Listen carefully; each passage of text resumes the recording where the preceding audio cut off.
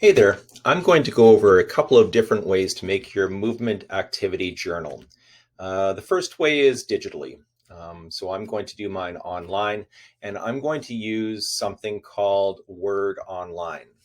The reason I'm using that is because Ed Center is part of Northern Lights School Division. All Northern Lights employees and students have access to Office 365, and part of that is Word Online. So right now I'm in my mail. So this is my Outlook. If you look up here, there's these 9 little dots. I'm going to choose Word. And that'll open up Word Online, and I'll choose New Blank Document. Now this is what I'm using to do the digital journal. If you want to use something else, Google Docs would work about the same. If you have Word on your computer, that will also work. So you can use a bunch of different tools to do this same thing, and they'll all be very similar. Now for my journal, I want the piece of paper turned sideways. So I'm going to go to Layout, Orientation, and I'll choose Landscape, which you see that it turned the paper sideways. And the next thing I want to do is I want to put a table on this piece of paper. So I'll go to Insert. I want to insert a table. So Insert Table. For the number of columns, I'm going to choose 4. For the number of rows, it doesn't really matter, but I'm going to choose a number that allows me a lot. So I'm going to say 12, and you'll see why in a minute. And then click OK, and it makes the table for us.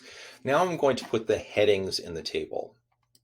So we have 4 columns. At the top of the first one, I'll put Activity. Top of the next one, it's Date/duration.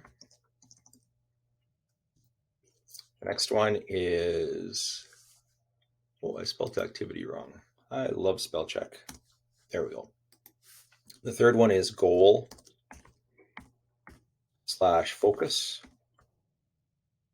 And the last one is Reflection.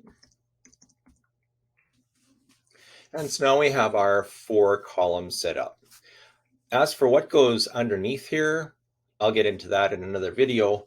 But right now we're going to take a look at a different way to set up your journal. Now, if you don't want to do a digital journal, there's another way to do it, just using plain old paper and pen. So if you want, you can just pick a notebook that you're already using for something else, go to the back, and you can keep your journal there.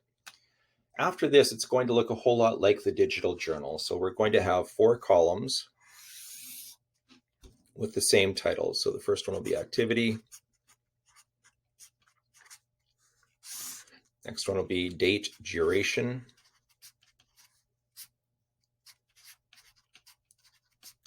I should have made that one a bit skinnier.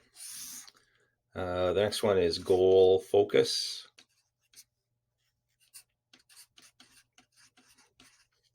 And the last one will be Reflection.